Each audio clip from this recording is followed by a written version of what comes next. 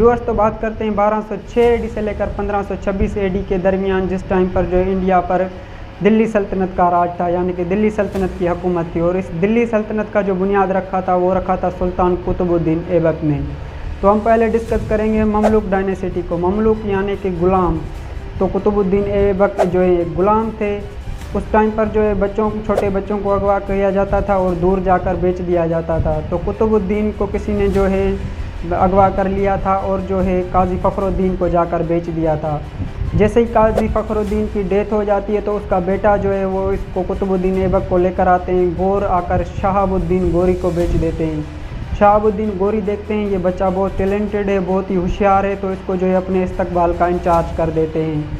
आस्ता आस्ता ये अपनी काबिलियत पर जो है आगे बढ़ता है और जो है जनरल हो जाता है गोरी फ़ौज में। 1192 से लेकर 1206 तक ये जो है एज ए गवर्नर रहा गोरी सल्तनत का। तो अब बात करते हैं इसकी फतवाहत की। इसने जो है एज ए गवर्नर फतवाहत की, यानी कि 1192 से लेकर 1206 तक इसने क्या क्या कारनामे दिखाए और क्या क्या जो है इसने फतवाहत की। तो इसने जो है सबसे पहले अजमेर को फ़तह किया। अजमेर को फ़तह करने के बाद इसने जो है दिल्ली को फ़तह किया। दिल्ली को क्यों फ़तह किया? जब इसने अजमेर फ़तह किया तो दिल्ली में इसके ख़िलाफ़ जो है साजिशें हो रही थी, बातें हो रही थी इसके ख़िलाफ़। तो इसने जो है सोचा क्यों ना दिल्ली को भी फ़तह किया जाए। तो इसने जो है वो दिल्ली पर भी अटैक किया और दिल्ली को भी फ़तह कर लिया। उसके बाद जो है इसने 1193 में अजमेर और रणथंभौर पर हमला कर दिया। रणथंभौर और अजमेर पर दोबारा हमला करने की क्या वजूहत थी?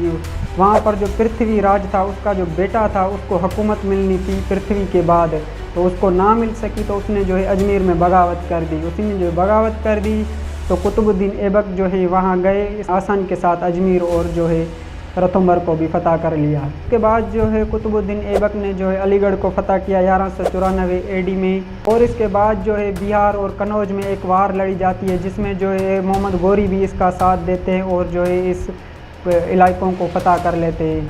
लेकिन जब जो है मोहम्मद गोरी वापस जा रहे होते हैं गोर की तरफ, जो कि बनारस था, यानी कि बनारस का अलग से हुक्मरान था, तो बनारस को जो है अंडर कर दिया दिल्ली के, यानी कि जो दिल्ली का हुक्मरान था वही अब जो है बनारस को संभालेगा। तो ये जाते जाते जो है बनारस को भी दिल्ली के अंदर कर गया। अब भी क्या होता है कि राजपूतों ने अटैक कर दिया अजमेर पर। अटैक क्यों किया? क्योंकि इनको गवारा नहीं था कि जो है मुसलमान हम पर हुकूमत करें और जो है हम मुसलमानों के नीचे जो है काम करें। तो उन्होंने जो है हमला कर दिया अजमेर पर। और वहाँ पर जब कुतुबुद्दीन ऐबक गए, क्योंकि राजपूतों की बहुत बड़ी आर्मी थी और बहुत ही पावरफुल थी, तो इनका जो है बड़ा मुकाबला होता है कुतुबुद्दीन और राजपूतों का।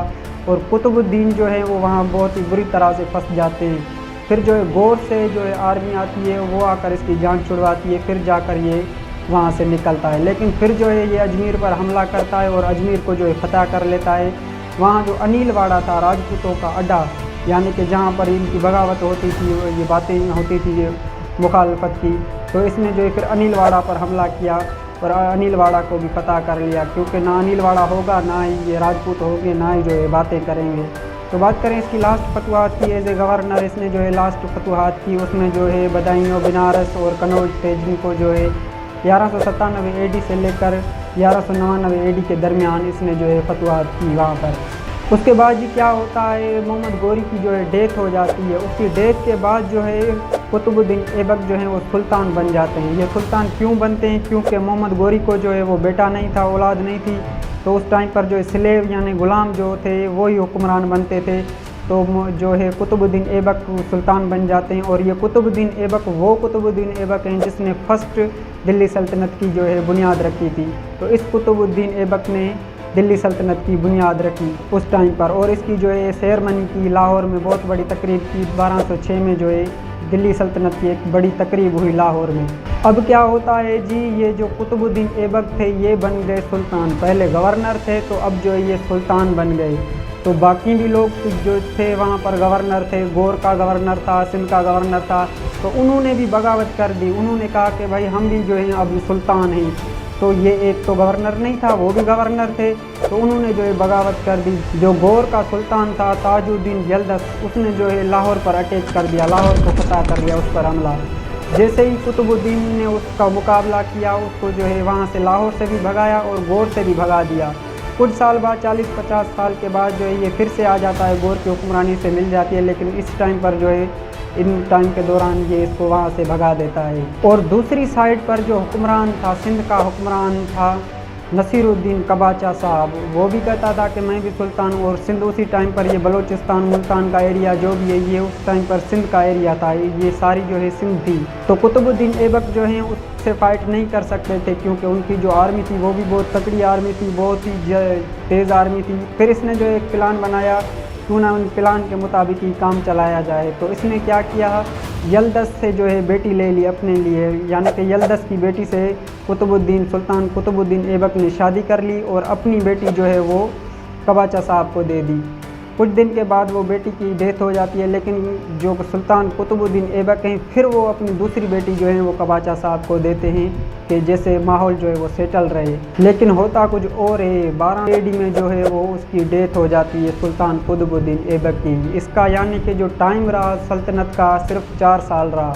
इसने जो सल्तनत की वो सिर्फ 4 साल की दिल्ली सल्तनत की, लेकिन इसको तारीख़ में याद इसीलिए रखा जाता है, इसीलिए इसको पढ़ा जाता है, सहारा जाता है। इसने जो है दिल्ली सल्तनत की बुनियाद रखी थी। भले ही इसने 4 साल हुकूमत की हो, लेकिन इसने जो है दिल्ली सल्तनत की बुनियाद रखी थी। ये थी सुल्तान कुतुबुद्दीन ऐबक की हिस्ट्री। और इसने जो है काम करवाए, यानी कि जो बिल्डिंग बनवाई थी वहाँ पर कुतुबुद्दीन ऐबक के नाम से अभी भी मशहूर है। और इसने जो है कवात मस्जिद बनाई थी वहाँ पर, वो भी अभी तक है इंडिया में। और जो है कुतुबुद्दीन ऐबक ने एक मीनार बनाया था कुतुब मीनार के नाम से, जो कि अभी तक वहाँ पर इंडिया में वो भी मौजूद है।